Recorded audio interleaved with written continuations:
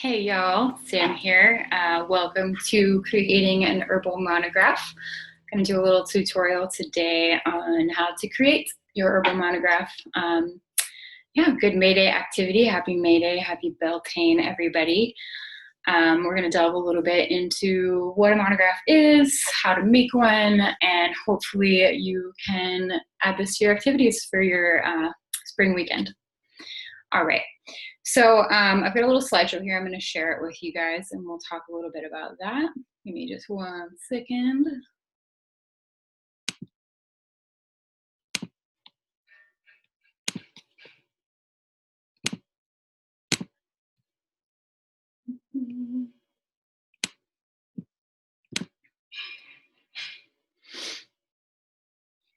All right. All right, so the things that you're going to need for this activity to create your monograph are going to be an image of the herb of your choice. A pressed plant is what I like to work with personally. You can use a photo that you took, that somebody took, an image from a magazine, anything like that. If you're inclined to draw and paint and talented in that way, absolutely do that. That is an amazing way to create your monograph image. Also, if you're not an image person and you're more of a word person, it can totally be all in writing. This is just a little bit more of a creative way to delve into making a monograph.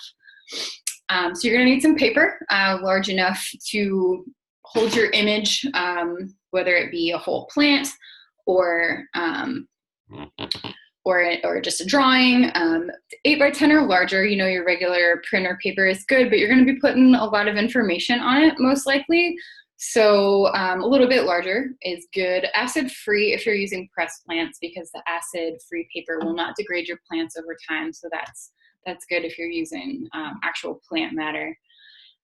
Elmer's glue is good also for the acid-free aspect if you're using pressed plants. Any writing implements that you want to use, pens, markers, any creative implements, they're not on this list here. But, you know, paints, pastels, whatever you work with, charcoals, things like that. And your favorite herbal reference books and resources, and your own knowledge of what you already know and love about the herb you're going to delve into today. So what's a monograph? According to the dictionary, a monograph is a detailed written study of a single specialized subject or an aspect of it. So, you know, a monograph doesn't have to be just herbal. It can be about, you know, architecture, primates, you know, whatever it is. It's just an intensive study on one singular subject. So we're going to be talking about herbal monographs, plant monographs. And monograph is a really awesome way to delve into a plant that you already know or are interested in and you really want to just learn more about. You know, you can read and that's great, and we can take notes and that's awesome too, but adding a little bit of a creative aspect to it really just helps our brains absorb that knowledge in a different way. So if you've been tuning into any of our Materia Medica classes and you were just really excited about one of the plants that we talked about, this would be an awesome way to, you know, reabsorb that information, get it in your brain a different way, and have a lot of fun, creative fun with with whatever plant is speaking to you these days. So you can dive deeper into it, get to know a plant in a different way, elaborate on your Materia Medica. So our monograph is going to be like a botanical biography. So we'll talk a little bit more about what's going to go onto our monograph. I want to talk just for a second about pressing plants if you're going to do a pressed plant for your monograph. So what you're going to need to press your plant is a fresh plant sample, a plant press, which, you know, if you've got one is awesome, but if not, no big deal. Totally awesome to use heavy books, heavy textbooks, anything like that. Acid-free paper, large enough for your plant. And a place with consistent temperature and good ventilation, because you don't want that moisture to get stuck in there. You don't want your plants to get moldy. You want it to be able to dry out really nice. A good sunny, dry day is ideal. Don't press your plants if it's raining. Don't press them early in the morning with that dew on there. In Florida, it can be kind of challenging to find a day where in the spring and summer where your plants are totally dry, but a nice sunny day. If you're using anything that's flowering, you're going to want to have it in full flower to really get the whole image of the plant there. So this is a pressed plant that you see here that I pressed quite a while ago. It's probably been a couple months now. It's skullcap, Scutellaria species. So depending on how much moisture, temperature, what room you've got it in, how the ventilation is, you're gonna wanna wait at least 3 weeks. I would recommend 4 to 6 before you try to work with that plant. And when you lay it out on your paper, on your acid-free paper, you're gonna wanna, so you see how the leaves in this image, they're spread down, so you can really like see the different details in that plant. You can see the leaf margins, and you can see how the plants or how the flowers are labiate. To get those details in there, don't just throw it in and squish it. Kind of spread it out so it looks nice and is going to be a nice presentation on your paper for your monograph later. You can just go ahead and stick it in between 2 pieces of acid-free paper in your textbooks. Fold it over, stick it somewhere where you're not going to forget about it, but that's not going to get messed with. Let it sit for about a month and some change, and then you have a pressed plant to work with. So mounting your pressed plant, you're going to want to use some acid-free glue like Elmer's. And you're going to want to do what you see here and kind of just put a little bit on each different space.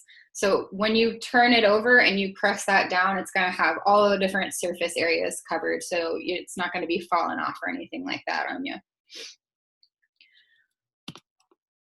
All right, so if you're using your pressed plant, glue it down. Go ahead and give yourself some time to let that glue dry. And something to note if you are working with a pressed plant for your monograph is be mindful when you're creating around it and where you have it on your page, because they're really delicate once they're pressed.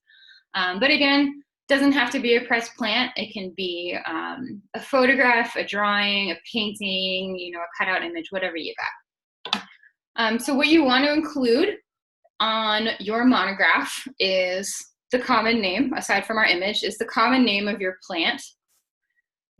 Here we have violet, this image, so it will be violet, and then you're going to have the Latin name, the genus and species, or also known as the scientific name. So we've got, violet would be viola, not sure what this one is, but viola odorata is an example. And the plant family, Violaceae, violet family. All right. And as well as that, you're going to want your botanical description. It's going to be your physical description of the plant, what it looks like, what the leaves look like, not necessarily in thorough detail because you're going to have that image, but whatever you want, really. You can include as little or as much as you want of this information on your monograph. It's really up to you, however you want to present it, and whatever is going to make sense to you to look back at later and have that information that you want. As well as your physical description, you'll have your, information about where it grows, how it grows, what regions it's from, things like that. What part is used on the plant. You're going to want to note properties such as the bodily affinities and the energetics of your plant. You're going to want to note how to use it, as well as the dosage.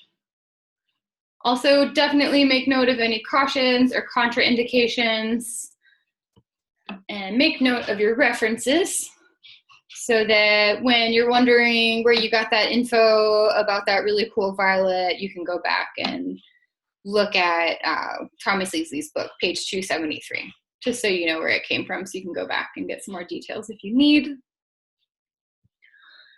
So again, this can be all writing, this can be an image. I like to do a pressed plant and then kind of just incorporate my info around it however I feel. I'll show y'all a example of a monograph that I made. Skull cap. I personally am not super artistically inclined in the way of drawing and painting, so I tend to go with the plant itself. So you see here, you can organize it however you want. I've got the name, Latin name, Scutellaria species, Lamiaceae family, the mint family. Then we've got the properties down here: nervine, sedative, antispasmodic, analgesic, things like that. And then we have our energetics, cooling and relaxing. And then we've got our botanical description, kind of just pointing it out along the plant here so you can see exactly what we're talking about. Growing habits, you know, is it a perennial? Is it an annual? What soil does it like? What kind of sun does it like? Up at the top, we've got the usage, exactly what it addresses, a little more detail on our properties. And then we've got the dosage here for skullcap. And, you know, this is pretty simple, pretty straightforward, just kind of like note taking, but you can really get as detailed as you want, or, you know, as little detail as you want. It's really just a nice way to delve into something in a little bit of more of a creative way than we may be used to. Absorb that information in a nicer, in a different way, more creative way. So let's see if we have any questions yet.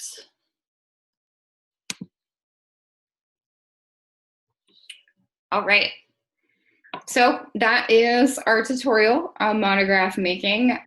Just a little rundown there. If you want to create your own and have any questions about, you know, pressing plants, mounting plants, where to get your information, good sources, anything like that, you can always reach out to me. My name's Sam. My email is bodiegarden@holisticlivingschool.org. And you can reach out to me there if you have any questions about Materia Medica or creating your monograph. Awesome. Have fun.